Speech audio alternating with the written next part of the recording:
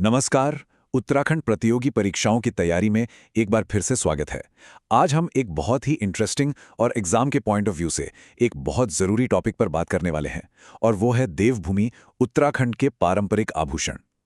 देखिए, ये टॉपिक सिर्फ हमारी संस्कृति को जानने के लिए ही ज़रूरी नहीं है, बल्कि एग्जाम्स में यहाँ से सीधे सीधे सवाल बनते हैं। तो चलिए इस कलात्मक विरासत के सफ़र पर निकलते हैं। शुरुआत इस एक लाइन से करते हैं जो इस पूरे टॉपिक का आप कह सकते हैं सार है। सिर्फ अलंकरण नहीं, पहचान है। इसका क्या मतलब हुआ? इसका मतलब यह है कि उत्तराखंड में गहने सिर्फ सजने संवरने के लिए नहीं पहने जाते। नहीं, ये पहनने वाले की पहचान है। मतलब कुछ गहने देखकर आप बता सकते हैं कि महिला विवाहित है या नहीं। कुछ गहनों से यह पता चलता है कि वो किस खास इलाके से हैं या किस समुदाय से हैं। तो ये उनकी सोशल और कल्चरल आइडेंटिटी का एक बहुत ही जरूरी हिस्सा है।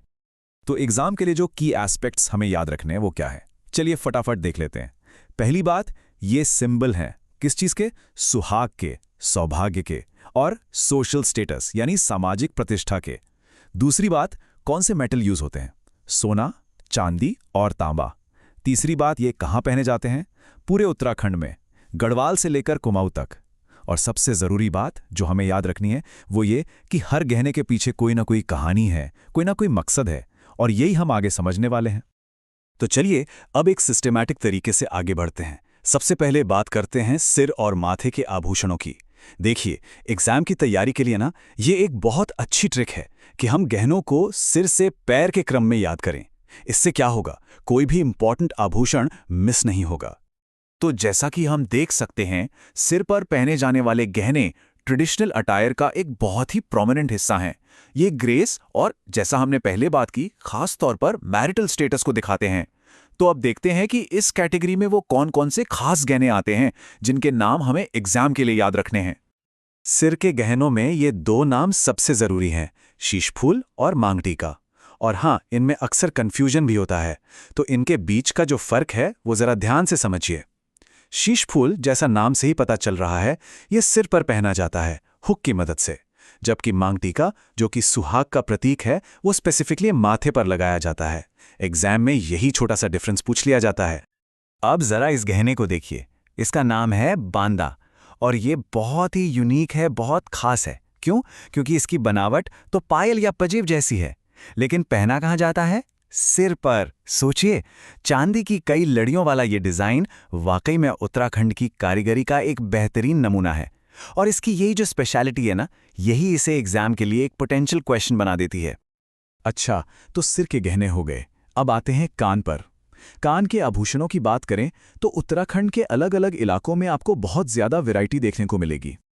चलिए पहले इन दो बिल्कुल अलग डिजाइन के गहनों को देखते हैं।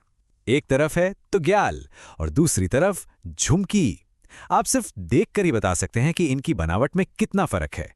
एक एकदम चपटा फ्लैट डिजाइन है और दूसरा घंटी के जैसा बेल शेप्ड है। अब इस टेबल से ये अंतर और भी क्लियर हो जाएगा। और यहाँ पे जो सबसे इंपॉर्टेंट पॉइंट आपको नोट करना है वो ये है कि तुग्याल स्पेशली कुमाऊं रीजन में पहना जाता है और ये चपटा होता है। ये जो रीजनल स्पेशलिटी है ना, ये एग्जाम्स में अक्सर पूछी जाती है। जबकि झुमकी तो एक कॉमन लटकने वाला गहना है। कान का एक और फेमस गहना है कर्णफूल।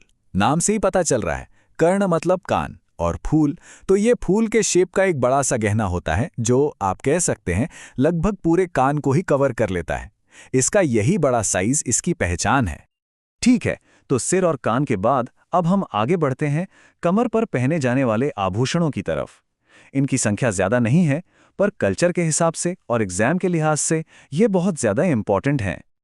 कमर के दो मेन गहने हैं, तगड़ी और कमर जौड़ी। यहाँ एक बात पर खास ध्यान दीजिएगा कि तगड़ी को करधनी भी कहते हैं।